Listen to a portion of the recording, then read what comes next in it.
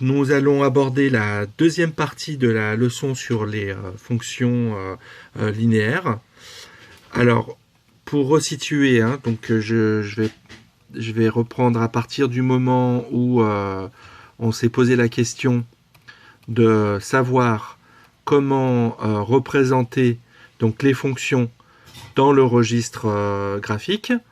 Donc, nous avions construit les tableaux. Donc voilà la deuxième fonction ici, G, la fonction H, la fonction identité. Et donc l'enjeu de cette leçon, c'est de convertir le concept de fonction dans le processus de proportionnalité du registre des tableaux dans le registre des graphiques. Voilà. Alors, donc ici, vous avez donc déjà écrit cette partie-là. La deuxième partie avec la petite carte mentale qui nous permettait de comprendre notre manière de travailler. Donc, je passe ici. On vous avait écrit ici dans le registre algébrique. Alors, juste petite mention, il y avait une petite erreur dans la vidéo. Je reprécise, j'avais marqué je multiplie par 4, bien entendu. C'est je multiplie par 1/4. Hein, donc, à rectifier. On avait donc construit les tableaux, ici. Et donc, là, maintenant, nous allons représenter donc graphiquement les fonctions. Donc, pour cela, vous allez tracer une droite des abscisses qui sera la droite qui nous permettra d'identifier les antécédents. Donc, on note ici X. Une droite qui lui est perpendiculaire, qui sera l'axe des ordonnées, qui nous permettra de repérer les images. L'origine du repère. Une unité de référence, 1, ici, pour l'axe des abscisses. Et une unité de référence pour l'axe des ordonnées des images. Alors, je vais commencer par la fonction ici, qui a X associe le triple. Donc, dans mon tableau, on me dit le nombre moins 2, donc l'antécédent moins 2, a pour image, par la fonction f, le nombre moins 6. Donc, je vais sur mon graphique. Mon antécédent, donc c'est moins 1, moins 2, ici. Et mon image, c'est moins 1, moins 2, moins 3, moins 4, moins 5, moins 6, ici. Donc, mon point est à l'intersection des deux droites. Donc là, le point que j'obtiens, c'est un point qui va être sur la représentation graphique de la fonction f. Je recommence. Donc, l'image de moins 1 par la fonction f est moins 3. Donc, sur mon graphique, j'ai donc moins 1 ici.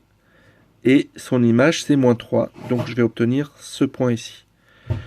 Donc, je vais le faire sans qu'on revienne à chaque fois au tableau. L'image de 0, donc je multiplie 0 par 3, ça fait 0. Donc, ça veut dire que l'origine du repère est sur la représentation graphique.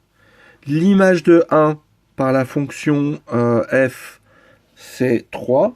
Donc, c'était ici. L'image de 2, c'est 6. Voilà, je peux même continuer un petit peu. Par exemple, l'image de 3 ici, ça sera 9. Voilà. Alors, on fait une observation. On s'aperçoit que les points ici sont alignés. D'accord? Donc, je ne vais pas faire la démonstration. Mais pour comprendre pourquoi ils sont alignés, on utilise le registre figuratif parce qu'on voit bien qu'ici, il y a un triangle. Il y a ici un deuxième triangle. Qu'ici, les droites sont parallèles. Donc, en utilisant la proposition 2 du livre 6 des éléments d'Euclide, on pourrait montrer que, effectivement, les points ici sont bien alignés. Et ceci, quel que soit l'antécédent qu'on aurait choisi au départ. Donc là, on a fait donc cette observation qui se démontre, hein, donc et qui dit quelque chose de très très important. On est en train de dire que le processus de de proportionnalité ici qui correspond à un nombre, j'associe son triple, est représenté graphiquement par une droite. Alors, on note la représentation graphique par un C cursif avec un petit f pour rappeler que c'est la fonction f. Donc, on va faire maintenant la même chose pour la fonction g. Alors, je vais changer de couleur. Donc, il y a x associé 1 quart de x.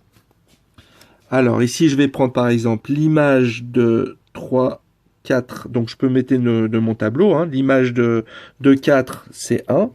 Donc, ici. L'image de... Alors, je remonte ici. Donc, l'image de 4 par la fonction g, c'est 1. L'image de 2 par la fonction g, c'est 0,5. L'image de 1, c'est 0,25. L'image de 0, mais c'est 0.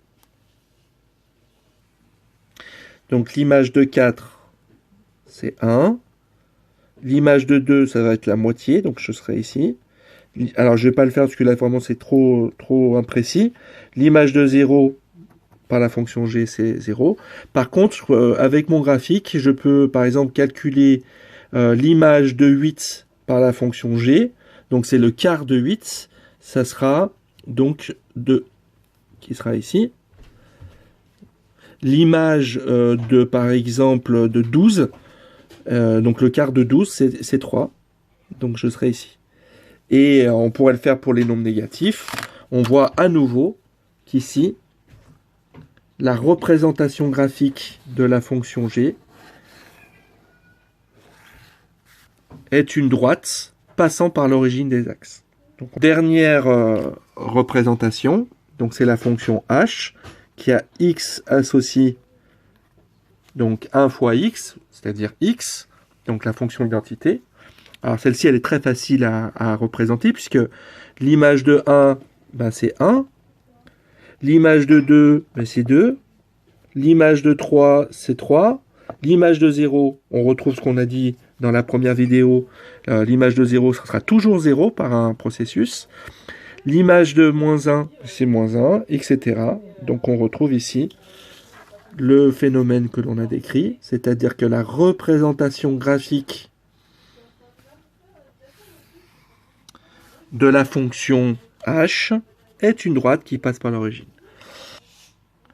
Donc, ces fonctions-là qui représentent des processus de proportionnalité, ben on voit qu'ils sont représentés par des droites. C'est pour ça qu'on parle de fonctions linéaires. Hein, linéaire, ça évoque l'idée de la ligne. Donc, on parle de fonctions linéaires. Et donc, il faut vraiment maintenant associer l'idée qu'une fonction linéaire, c'est une fonction qui correspond à un processus de proportionnalité. Donc, la caractéristique, c'est que c'est une droite qui passe par l'origine du repère. Donc, vous allez écrire à la suite cette proposition que j'appelais la proposition fonction linéaire. Donc, en hommage à René Descartes. Donc, René Descartes est un philosophe et mathématicien français du XVIIe siècle.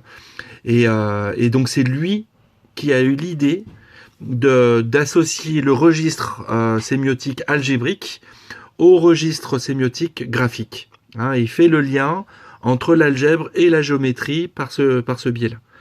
Donc, c'est un clin d'œil que je fais à René Descartes. Donc, ce que vous devez retenir à connaître par cœur, hein, bien mémoriser, c'est que la représentation graphique d'une fonction représentant un processus de proportionnalité est une droite qui passe par l'origine. Donc, c'est pour ça, hein, vous l'écrivez en remarque, qu'une fonction qui est un processus de proportionnalité est appelée une fonction linéaire. Alors la réciproque, elle est vraie, ça veut dire que si on a une droite tracée dans un repère, alors ça veut dire que ça représente une situation de proportionnalité, un processus de proportionnalité. Sauf pour une droite qui est perpendiculaire à l'axe des abscisses.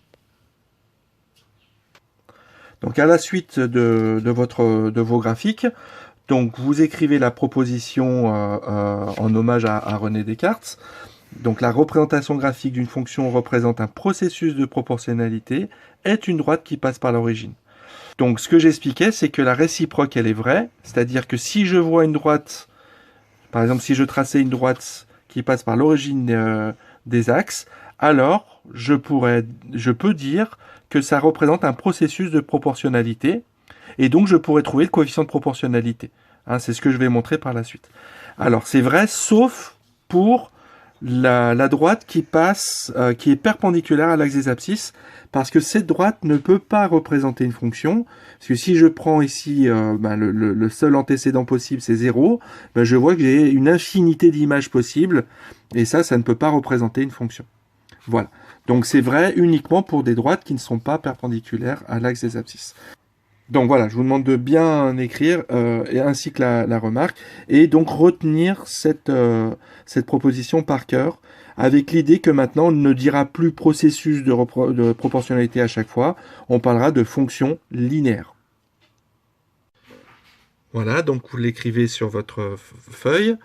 Donc la réciproque, c'est si une droite passe par l'origine, alors, et qui bien sûr n'est pas perpendiculaire à l'exercice, alors elle représente une fonction linéaire.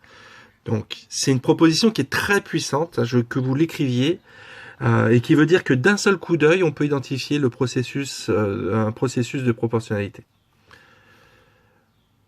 Voilà. Donc vous l'écrivez donc à la suite de de ce que vous avez écrit précédemment. Donc la proposition réciproque. Vous écrivez bien la remarque, et ensuite vous allez écrire donc un savoir-faire. Donc si on me donne la représentation algébrique ici, f qui a x associe 3x, et qu'on me demande de tracer la représentation graphique de cette fonction, donc pour cela, il suffit de connaître un point qui est sur la représentation graphique, et je pourrais donc tracer la droite qui passe par ce point et l'origine. Donc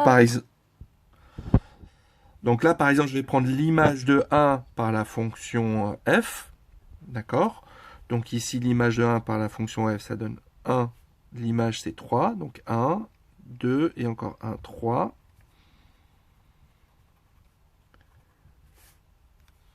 Donc je sais que la droite va passer par ce point-là. D'accord? Que je vais appeler m de coordonnées 1, f de 1.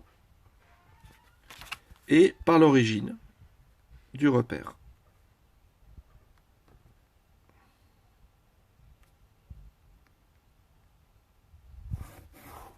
J'écris donc C cursif f, ça veut dire la représentation graphique de la fonction f. Hein. Le C, ça rappelle l'idée de la courbe.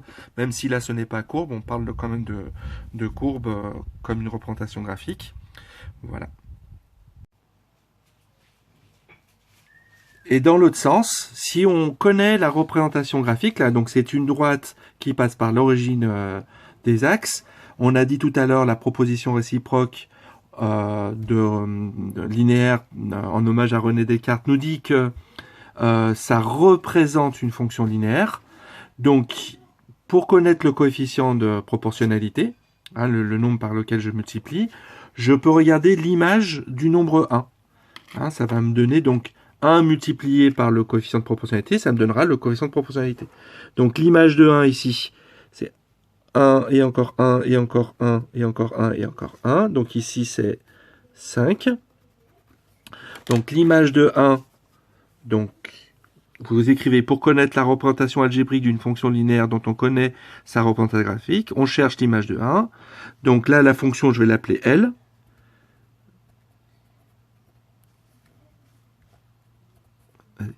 L, l'image de 1 par la fonction L, c'est 5. Donc, la fonction L, dans le registre algébrique, c'est le nombre à x qui associe 5 fois le nombre x. 5 est le coefficient de proportionnalité. Voilà. Donc par exemple, si je regardais l'image de 2 par la fonction L, bien j'obtiendrais 10. Hein. Donc, ou par exemple, l'image de 0,5 par la fonction L, j'obtiens 2,5. Je vais le faire comme ça, on le voit bien. Par exemple, là, si je prends un demi, donc ça fait 1, 2, et encore une moitié. Donc c'est bien la moitié ici de 2,5. 1 demi fois 5, c'est bien 2,5. Voilà. Et donc ça marche pour bien sûr tous les antécédents qui me passent par la tête et ils peuvent être négatifs. Et je n'oublie pas d'écrire la représentation graphique. Donc c'est... Voilà. Donc je vous demande de l'écrire. Voilà. Donc pour conclure, j'ai remis ici notre travail global. Donc, on a essayé de représenter donc, ce qu'on appelait une fonction linéaire, une fonction qui représente un processus de proportionnalité dans 5 registres sémiotiques. Dans le registre verbal, ici, donc je choisis un nombre et je le multiplie par 3. Dans le registre algébrique, donc à x j'associe 3x. Dans le registre figuratif, on avait utilisé par exemple une situation de proportionnalité à l'aide de Thalès. Et dans le registre des tableaux, et là, vraiment, ce qui est très crucial, c'est dans le registre graphique. Voilà, donc 5 façons de représenter une fonction. Voilà, donc à mémoriser. Et la semaine prochaine, nous étudierons les fonctions qu'on appelle les fonctions affines.